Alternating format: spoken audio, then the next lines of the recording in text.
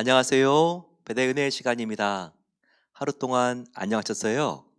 오늘 저희들 같이 한번 우리 배대교회 지역이 어떠한 지역 사회들로 구성되어 있는지 같이 한번 지도를 보면서 살펴보겠습니다. 배대교회는 여기 지도에서 보이는 것처럼 참 이렇게 다양한 지금 산업들과 그리고 지역 주민들로 구성되어 있습니다.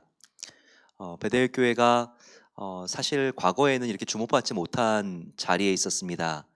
하지만 지금은 비벌턴 중에서도 이 알로아와 어, 그리고 굉장히 중요한 지금 나이키와 인텔 공장 바로 그 사이에 이렇게 있는 것을 볼 수 있습니다. 서쪽으로 5분 거리에 인텔 알로아 연구소와 공장이 있습니다. 그리고 또 우리 베델 교회로부터 7분 거리 북쪽에는 어, 나이키의 본사가 있습니다. 이렇게 IT와 또 의류 업계, 스포츠 업계의 가장 대표적인 그룹인 세계적으로 이 나이키의 본사가 있는 곳, 바로 그 일대에 저희 베델 교회가 지금 사거리의 중심에 있는 것을 보게 됩니다. 정말 참 중요한 곳으로 계속 부각되고 있습니다. 하나님이 이렇게 오레곤의 중심에 저희 베델 교회가 세워질 수 있도록 그렇게 인도해 주시고 또 앞으로도 인도에 가고 계신 계획이 무엇일까요? 또 우리는 교회가 코리안 아메리칸들로 구성되어 있는 교회 아닙니까? 특별히 지금 코로나 방역을 잘해서 한국의 이미지도 굉장히 지금 좋아지고 있는데요. 저희들이 이민자가 아니라 사명자로서 이 땅을 축복하고 또 코리안 아메리칸들이 다민족 교회를 깨우고 이 다민족이 미국의 주류 교회들에게 도전을 주고 그리고 주님이 오시는 때가 다가오고 있는데 마지막 선교를 위하여 하나님께서 불을 붙이기 위해서 저희 교회를 이렇게 지정학적으로 중요한 곳에 세워두었다고 하는 섭리를 읽을 수 있어야 합니다. 우리 교회가 이렇게 중요한 산업단지 속에 있으면서도 교회로 봤을 때 아주 그 가까운 이 인근에는요, 지금 굉장히 이 오레곤에서 취약계층들이 살고 있습니다. 베델교회 바로 걸어갈 수 있는 거리에는 히스패닉들이 굉장히 많이 살고 있고요. 요 아파트들에는 그리고 어린이들이 굉장히 많이 있습니다. 우리가 앞으로 이 지금 가까이에 있는 이웃들을 어떻게 아울리치하고 복음을 전해야 될지 우리가 정말 더욱 깨어서 전략적으로 연구하고 기도해야 됩니다. 벌써부터 그러기 위해서 우리 의료 선교회에서는 덴탈 버스라든지 우리가 여러 가지 의료 사역과 치과 사역을 통해서 지역 인근 주민들에게 우리가 의료 혜택을 받을 수 없는 분들에게 우리가 의료로 봉사하고 또 복음을 전하는 일을 하고 있습니다. 아주 이것이 좋은 전략일 수 있습니다. 앞으로 이런 좋은 플랜들과 전략들이 계속 개발되어서 우리 베델 교회 인근의 1마일 안에는 복음을 듣지 못한 사람이 아무도 있지 않도록 우리가 깨어서 우리가 함께 복음을 나누는 교회가 되어야 할 것입니다. 우리 베델 교회 이렇게 중요한 곳에 선교적으로 그리고 앞으로 미래를 위해서 중요한 바로 그 시점에 중요한 장소에 세워주시고 지금은 성전 건축까지도 하게 하신 하나님 계획은 우리가 생각하는 것보다 훨씬 더 깊고 놀라울 것입니다. 함께 계속 우리가 하나님의 기쁨이 되는 교회가 계속해서 될 수 있도록 함께 마음을 모아주시고 기도를 모아주시기를 소망합니다. 오늘은 8장 말씀입니다. 8장하고 12장은요, 특별히 로마서의 꽃 중의 꽃입니다. 8장을 다 암송하는 분들도 덜어 계시는데, 그럴 만큼 한 절 한 절이 너무나 소중한 장이 바로 8장입니다. 성령장이라고도 하죠. 성령장이라고도 하는 이 한 장 안에 바로 하나님의 영, 성령님이 얼마나 구체적으로 소개가 되어 있는지 모릅니다. 성경 안에서 성령님이 누구신가에 대하여 이렇게 정확하게 설명이 되어 있는 곳은 요한복음에서 예수님께서 고별 설교를 하실 때 성령님에 대하여 설명하신 바로 그 장 외에는 바로 이 로마서 8장이 거의 유일하다고 보시면 됩니다. 우리가 함께 8장 안으로 기대감을 가지고 들어가 보겠습니다. 8장 1절, 그러므로 이제 그리스도 예수 안에 있는 자에게는 결코 정죄함이 없나니 이는 그리스도 예수 안에 있는 생명의 성령의 법이 죄와 사망의 법에서 너를 해방하였음이라 라고 말하고 있습니다. 마르틴 루터가 로마서 1장 17절 말씀을 가지고 종교개혁을 일으켰다고 돼 있죠. 의인은 믿음으로 말미암아 살리라. 또 이 8장 1절도 지금 루터와 굉장히 관계가 있는 말씀입니다. 1517년, 이것은 마르틴 루터가 종교개혁을 일으키며 개신교가 시작된 연도입니다. 그래서 우리가 기억해 볼 만한 연도죠. 몇 가지 연도가 그런 것 같아요. 1789년은 프랑스 대혁명이 일어난 해죠. 그리고 또 1517년은 말씀드렸듯이 개신교가 마르틴 루터에 의해서 시작된 해. 그런데 8장 1절은 1521년 루터의 사건과 또 하나 관계가 있습니다. 마르틴 루터가 했던 가장 중요한 사역 중에 하나는요. 처음으로 그리스어에서 독일어로 성경을 번역한 것입니다. 1521년도 마르틴 루터는 바르트부르크라고 하는 독일의 성에 들어가서 그리스어에서 독일어로 성경을 번역합니다. 그 전까지는 라틴어 성경밖에는 거의 없었어요. 로마 교황청에서 각 나라의 방언으로 성경을 번역하는 것을 금했기 때문이죠. 그들은 성경을 선지자들만 이해할 수 있는 언어인 라틴어에 갇혀 있게 하고 싶었습니다. 평신도 계급들하고는 성경을 읽을 수 있고 없고로 바로 성직자들과 차별화를 시키려고 했던 것이 로마 캐톨릭의 정책이었기 때문입니다. 그래서 목숨 걸고 그 당시에 마르틴 루터가 종교개혁을 일으킨 뒤 4년이 되는 1521년도 그가 성 안에서 숨어서 독일어로 성경을 번역합니다. 그런데 자꾸 번역을 하고 있는데 눈만 감으면 사탄이 나타나서 루터를 괴롭히는 거예요. 마음속에 두려움을 줍니다. 너가 성경을 번역한다고? 너같이 죄를 많이 진 사람이 어떻게 이렇게 거룩한 성경을 번역해? 계속해서 사탄이 나타나서 마음을 누르고 스트레스를 주는 거예요. 그럴 때 마르틴 루터가 바로 로마서 8장 1, 2절 말씀으로 사탄을 내어 쫓습니다.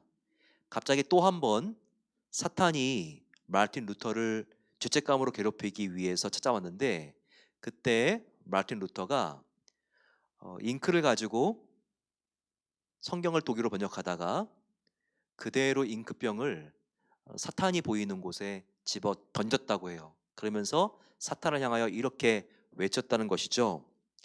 그러므로 이제 그리스도 예수 안에 있는 자에게는 결코 정죄함이 없나니 이는 그리스도 예수 안에 있는 생명의 성령의 법이 죄와 사망의 법에서 너를 해방하였습니다. 사탄아 물러가라. 바로 예수님께서 나의 모든 죄를 해결해 주시고 이제 나 안에 예수 안에 있는 자에게는 결코 정죄함이 없나니 라고 말씀하셨는데 너가 무엇인데 자꾸 나에게 죄책감을 심어주느냐 라고 말하면서 그가 기도하면서 잉크병을 그대로 집어 던졌다고 하죠. 그 순간 사탄은 달아나고 마르틴 루터는 마음속에 평안함을 얻어서 성경을 끝까지 번역을 했습니다. 여러분 내가 예수 바깥에 있을 때는요 정죄함이 우리가 항상 있는 거죠. 죄가 나를 누르고 나의 신앙 양심을 죄책감이 힘들게 하죠.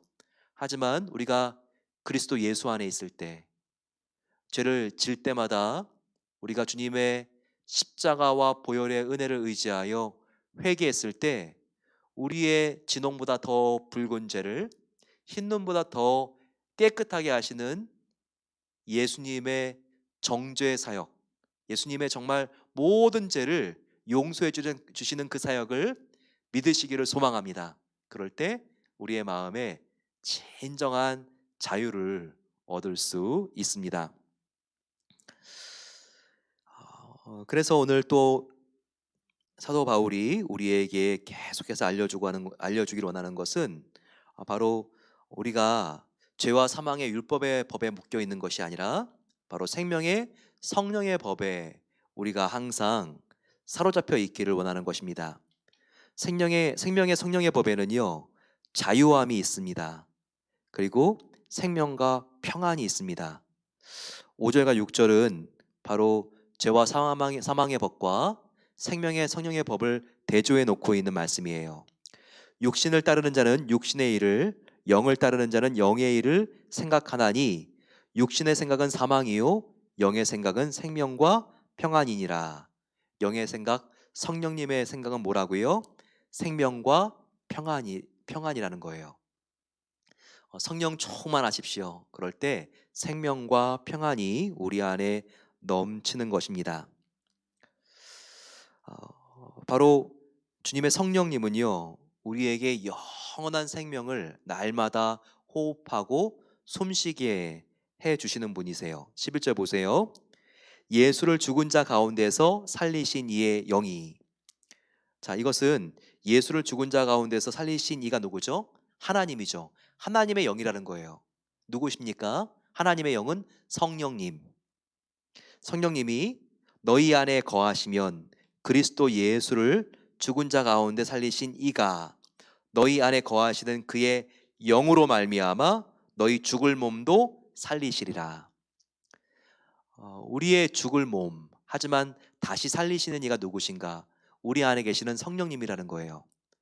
예수님도 십자가에 달려 죽으셨습니다. 하지만 사흘 뒤에 예수님 안에서 예수님을 살리시고 예수님의 죽은 몸을 일으키신 분이 누구십니까? 하나님의 영 성령님이라는 거예요. 바로 성령님이 예수님을 부활시켜 주셨듯이 우리 안에 있는 성령도 우리의 죽을 몸을 살려주시고 영생의 선물을 주시는 분이십니다. 저와 여러분들이 성령님이 계시기 때문에 지금 하나님 앞에 나아가 기도할 수 있는 거예요. 그런데 그 성령님의 역할은 우리를 영원히 이 세상에 호흡을 마치는 그날, 그 순간부터 다시 살게 하는 역할을 수행한다는 것을 기억해야 합니다. 얼마나 고마운 영인가요? 또 그분은요, 항상 우리와 함께 하세요. 보혜사 성령님이라 그러잖아요. 보혜사, 옆에서 도와주시는 분이라는 얘기죠. 영어로는 헬퍼라고 합니다. 근데 이 헬퍼의 그 원어는 페라클레이토스죠. 예, 근데 이 페라라고 하는 것이 바로 옆에서란 뜻이거든요. 우리와 함께 계시는, 가장 가까이에서 도와주는 분이라는 거예요. 자, 그런데 그분이 우리와 함께 계시기 때문에 우리가 어떻게 우리 자신을 생각할 수가 있는 거죠? 14절에 무릇 하나님의 영으로 인도함을 받는 사람은 곧 하나님의 아들이라. 너희는 다시 무서워하는 종의 영을 받지 아니하고 양자의 영을 받았으므로 우리가 아빠 아버지라고 부르짖느니라. 성령이 친히 하나님의 영과 더불어 우리가 하나님의 자녀인 것을 증언하시나니 라고 나와 있습니다. 즉 내 안에 계셔서 나를 고아와 같이 홀로 있게 하지 않고 항상 하나님과 함께하는 것을 느끼게 해주시는 분이 성령님이시라는 거죠. 그분은 하나님과 우리를 친밀하게 연결해 주시는 분입니다. 그래서 하나님을 우리가 두렵게 이름도 구약 성도들 같이 부르지 못하는 그러한 상태로 내버려 두질 아니하세요. 성령님은 우리를 하나님과 굉장히 친밀하게 결속할 수 있도록 도와주시는 분이시기 때문에 하나님을 향해서 아버지, 그리고 더 친밀하게 15절과 같이 아빠, 아버지라고 하는 것과 아빠라고 부르는 거하고는 우리의 감정적으로도 차이가 있잖아요. 성령님은 무슨 하나님을 아빠라고 그렇게 어려워하면서 형식적으로 부르니? 이제 하나님을 아빠라고 그래. 이렇게 우리를 더 친밀한 관계로 초청해 주시는 분이세요.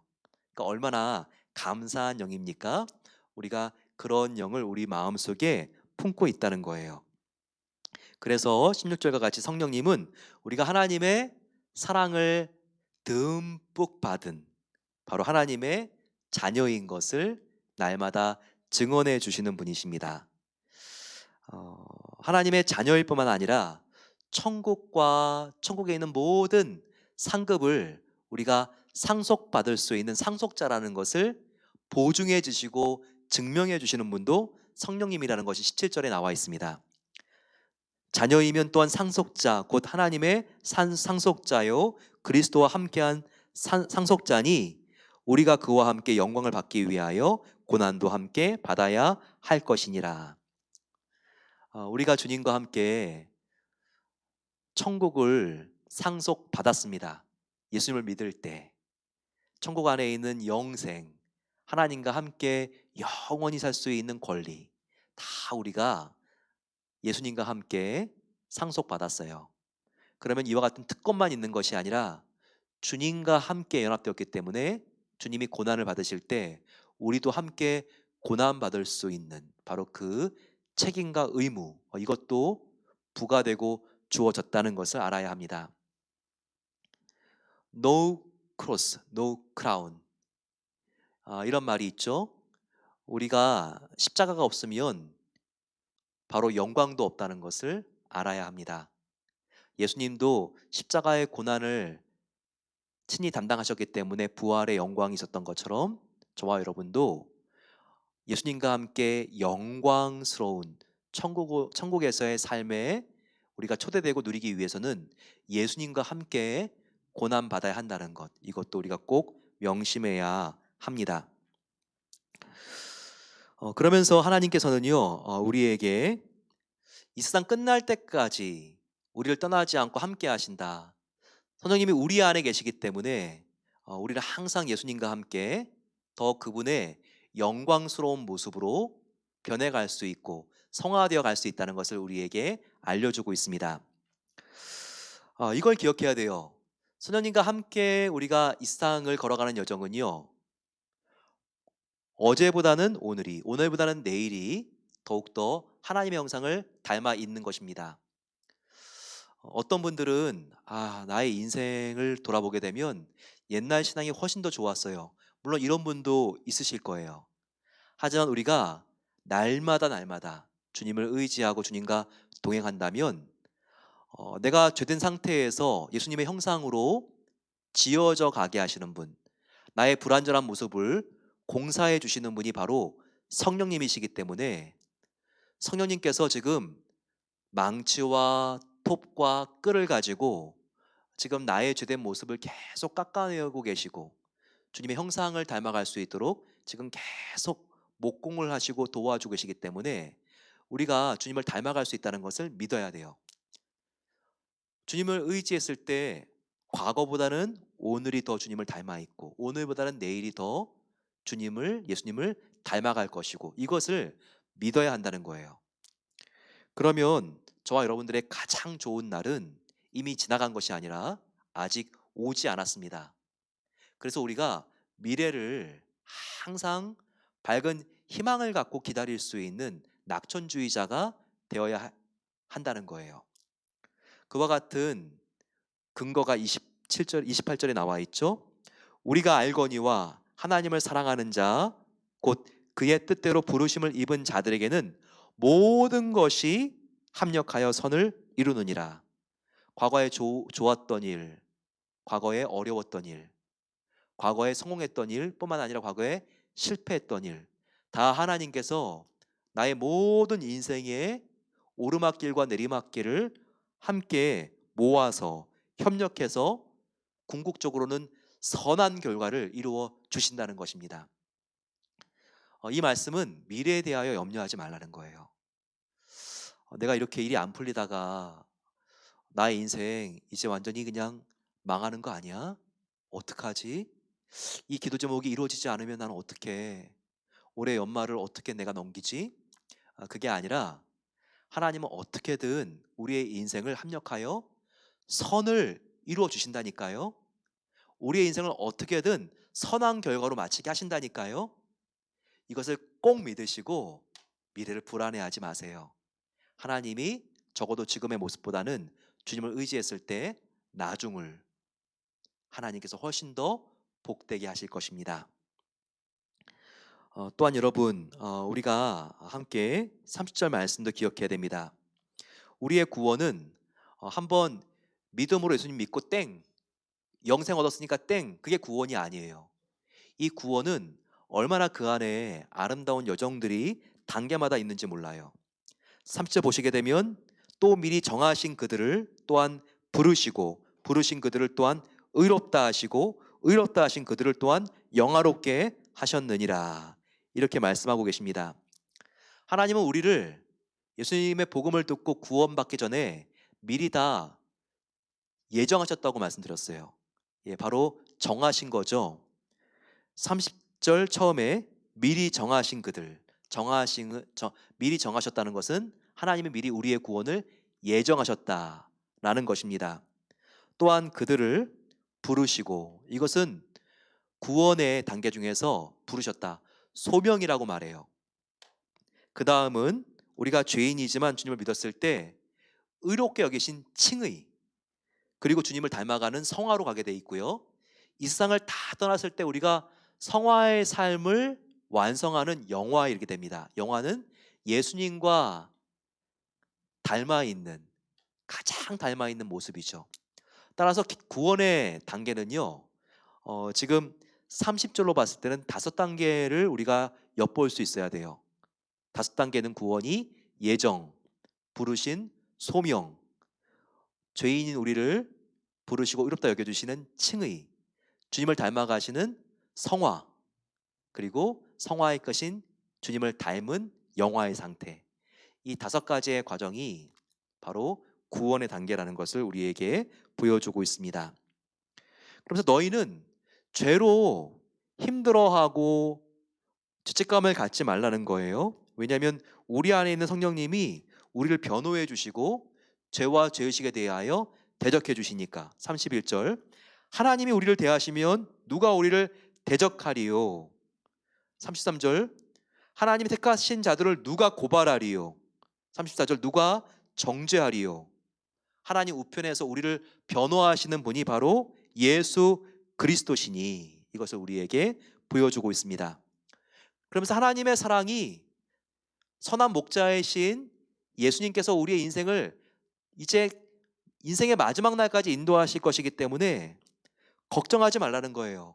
하나님의 사랑이 우리를 덮고 있기 때문에, 우리를 충만하게 채워주시고 있기 때문에 걱정하지 말라는 것이죠. 32절, 자기 하나밖에 없는 아들 예수 그리스도도 아끼지 않고 우리에게 내어주시니가 어찌 그 아들과 함께 모든 것을 우리에게 주지 아니하시겠느냐.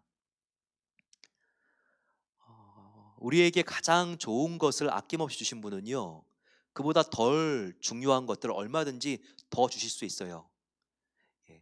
가장 아까워하는 것을 아직까지 주지 않고 가장 마지막에 주려고 남겨놓은 사람은요, 앞에 좋지 않은 거 주다가 가장 좋은 것은 주지 않을 수 있습니다.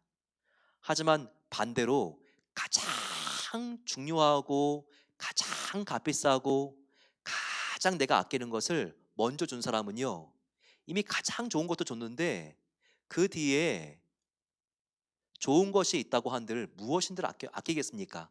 가장 좋은 것도 이미 줬는데요. 이게 바로 하나님의 우리를 향한 사랑이라는 거예요.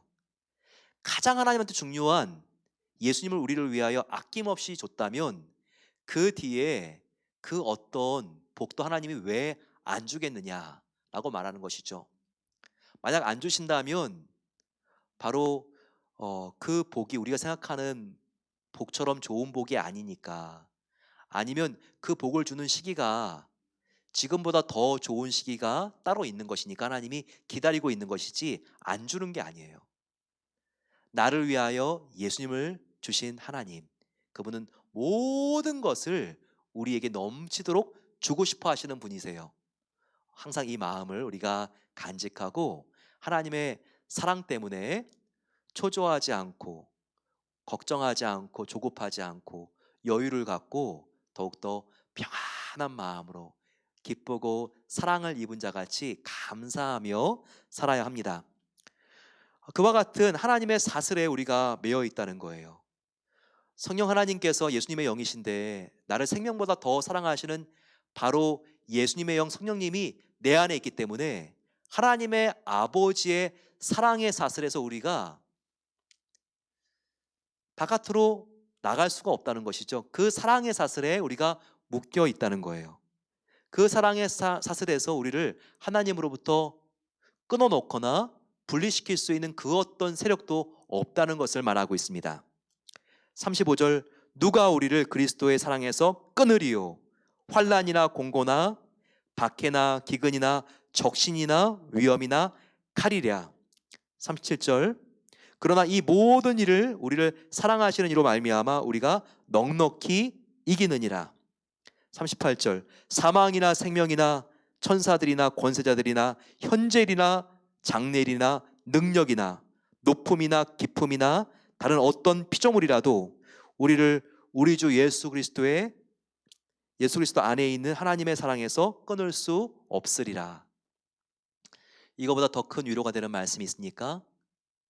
그 어떤 사망과 가난과 핍박이 온다 할지라도 우리를 묶고 있는 하나님의 끊어지지 않는 사랑의 사슬에서 우리를 분리시킬 수 있는 세력이 아무것도 없다는 것을 믿어야 합니다. 결코 죽음도 우리를 묶고 있는 하나님의 사랑으로부터 우리를 끊을 수 없습니다. 바로 그와 같은 하나님의 사랑 안에 있다는 안정감을 가지고 더욱더 하나님께 감사와 영광을 올려드리게 되시기를 축원합니다. 이 시간 같이 마음을 모아서 기도하겠습니다. 요즘 내 마음속에 미래에 대한 불안함이 있습니까? 하지만 하나님의 영원한 완전한 사랑이 우리를 휘어감고 있습니다. 하나님의 사랑으로부터 우리가 결코 끊어질 수 없습니다. 그 어떤 가난도, 그 어떤 핍박도, 그 어떤 천사나 피조물도, 죽음이라 할지라도 우리를 하나님의 완전한 사랑에서 끊을 수 없습니다. 이것을 감사하면서 믿음으로 고백하면서 내가 주님의 사랑을 믿고 내 앞에 있는 문제들, 주님 정말 문제시하지 않고 하나님 더욱더 감사하며 이 문제가 장차 나의 삶을 합력하여 선을 이루시는 그 하나님의 축복으로 인도하는 기회가 될 줄로 믿습니다. 같이 한번 주님 함께 부르고 큰 믿음 달라고 기도하겠습니다.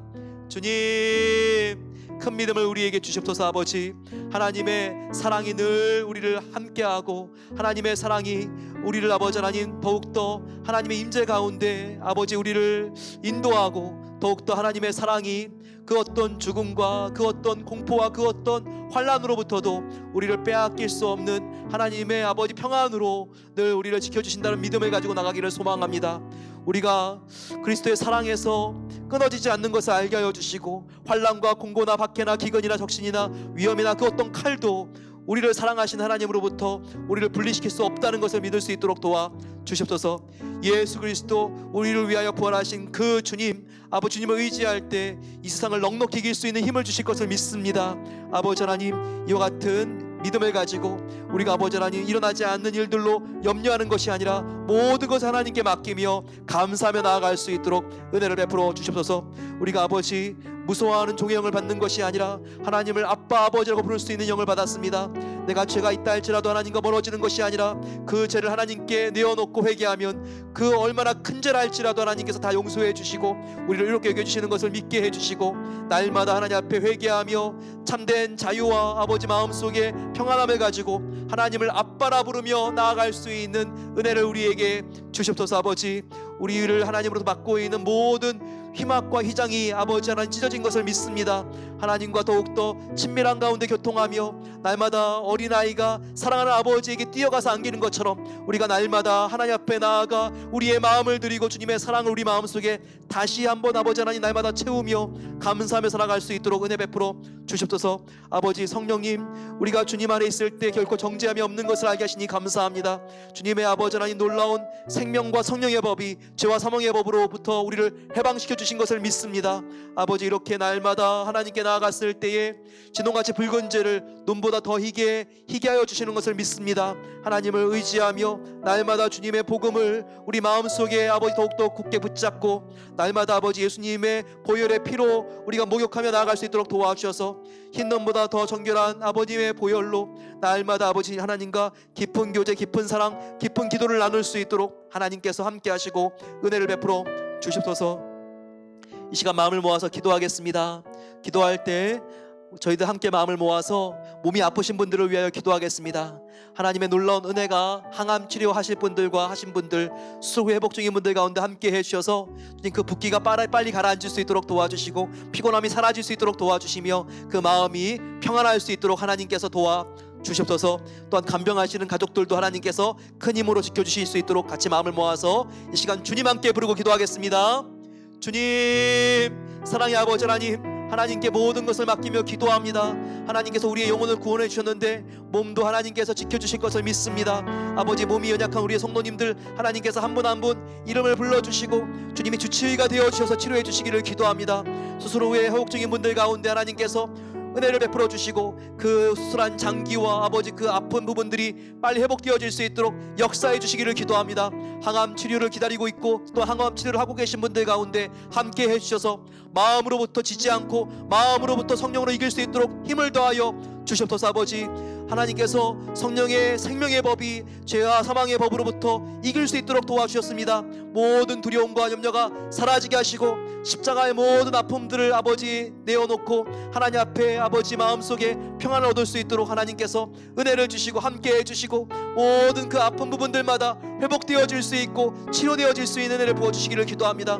하나님, 가족들도 함께 해주셔서 아버지 주님의 마음에 아버지 평화가 있는 아버지 그 은혜를 가족들에게도 하나님 부어주셔서 그 마음속에 두려워하지 않고 평안을 가지며 더욱더 아버지 하나님 힘을 내고 정말 사랑하는 가족들을 위하여 헌신하며 봉사할 수 있도록 하나님께서 평안으로 그 마음을 지켜주시고 함께해 주시옵소서. 아버지 하나님의 은혜로 저희들 함께 나아갑니다. 사랑의 아버지 하나님, 감사합니다.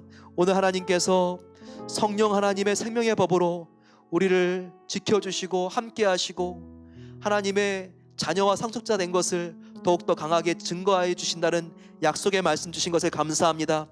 주님의 사랑이 그 어떤 박해나 환난이나 심지어 죽음이 우리를 위협한다 할지라도 넉넉하게 이길 수 있는 힘을 주시며 아버지 하나님께서 그리스도 예수 안에 있는 하나님의 사랑에서 끊을 수 없는 놀라운 아버지 우리에게 능력이 있는 것을 알게 하신다고 말씀하여 주시니 감사합니다.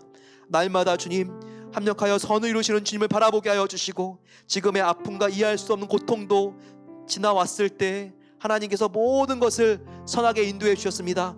그 간증을 할 수 있도록 하나님께서 인도해 주는 것을 믿고 아버지 마음속에 저희들 평안을 가지고 나아갈 수 있도록 은혜를 베풀어 주시옵소서.